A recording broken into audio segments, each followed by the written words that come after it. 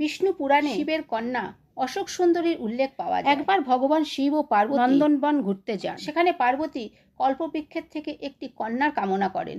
তখন কল্পবৃক্ষ তাকে একটি সুন্দরী কন্যা অশোক সুন্দরীর রচনা করে। পার্বতী তাকে আশীর্বাদ করেন যে দেবরাজ ইন্দ্রের মতন শক্তিশালী পুরুষের সঙ্গে তার বিবাহ হবে। একবার অশোক সুন্দরী যখন নন্দনবনে ছিলেন তখন হুণ্ড নামে এক রাক্ষস তাকে দেখে বিবাহ করতে চায়। অশোক সুন্দরী এই বিবাহ প্রস্তাব অস্বীকার করে এবং তাকে জানিয়ে দেন যে নহুষের সঙ্গে তার বিবাহ ঠিক হয়ে গিয়েছে। তখন হুণ্ড বিধবার বেশে অশোক সুন্দরীকে তার সাথে যাওয়ার প্রস্তাব দেয়। অশোক সুন্দরী যখন রাক্ষসের ছলনার কথা জানতে পারেন তখন তিনি সেই রাক্ষসকে অভিশাপ দেন যে তার মৃত্যু নহুষের হাতেই হবে এবং তিনি কৈলাস পর্বতে চলে যান। অভিশাপের ভয়ে শিশু নহুষকে অপহরণ করে সেই রাক্ষস, কিন্তু এক দাসী তাকে রক্ষা করে। মহর্ষি বশিষ্ঠের আশ্রমেই বড় হতে শুরু করে নহুষ। পরবর্তীকালে নহুষ হুণ্ডকে বধ করে অশোক সুন্দরীকে বিবাহ করেন।